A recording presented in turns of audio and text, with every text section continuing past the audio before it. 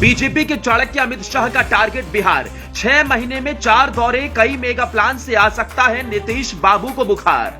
जिस राज्य पर पड़ी शाह की नजर वहां खिली जाता है कमल। अब नीतीश कैसे करेंगे शाह की हर चाल को बेअसर।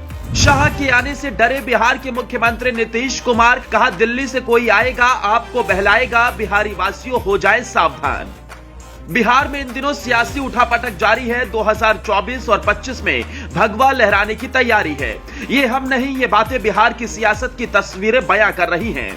बिहार में अगले साल से बैक टू बैक चुनाव होने हैं जो बिहार की राजनीति की रूपरेखा को बदल कर रख देंगे। और सत्ता किसके हाथों में चली जाए ये कोई नहीं जानता, क्योंकि देश की सबसे बड़ी पार्टी बीजेपी की निगाहें बिहार पर टिकी हैं।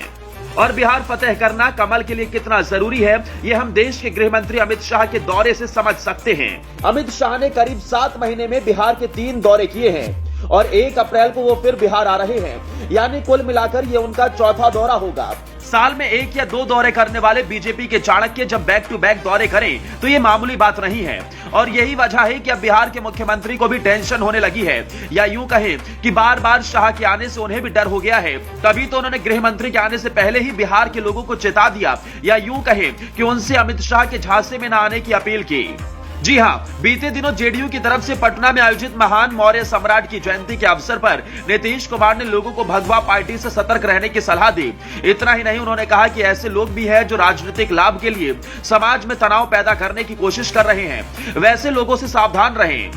दिल्ली से कोई आएगा और आपको सम्राट अशोक के नाम से गुमराह करने की कोशिश करेगा।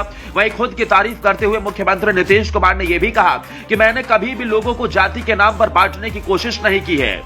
अब नीतीश बाबू के इस बयान से उनके टेंशन को साफ समझा जा सकता है, क्योंकि ये बात नीतीश भली भांति समझते हैं कि जिस राज्य पर बीजेपी की नजर पड़ती है वो उसी का हो जाता है। और इसके कई उदाहरण भी हैं। यूपी से लेकर कर्नाटक तक जिस राज्य में बीजेपी कई दशकों से सत्ता से वंचित रही, मोदी शाह के आने के बाद इन राज्यों में ऐसा कमल खिला कि विपक्ष की लाख कोशिशों के बाद भी उसे हटाना मुमकिन नहीं।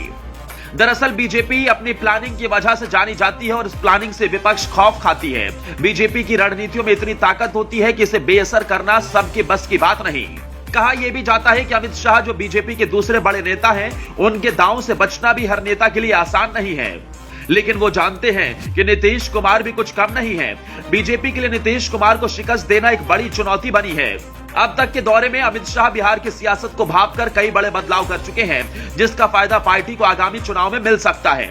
ऐसे में शाह इस दौरे के बाद बिहार बीजेपी में क्या फेरबदल करेंगे, इस पर सबकी नजर होगी। शाह के दौरे की तैयारी युद्ध स्तर पर हो रही है और वो अब 1 दिन पहले ही बिहार पहुंच रहे हैं, यानी कि साफ है कि अमित शाह बिहार पर फोकस करने के लिए अधिक से अधिक वक्त दे रहे हैं। 1 अप्रैल को निजी होटल में भी बिहार बीजेपी के नेताओं से वो मुलाकात करेंगे और कई मुद्दों पर चर्चा करेंगे। अब देखना यह होगा कि शाह का दौरा कितना रंग लाता है और इससे चाचा भतीजे को कितना नुकसान पहुंचता है। राजनीति में यही देखना सबसे दिलचस्प होता है।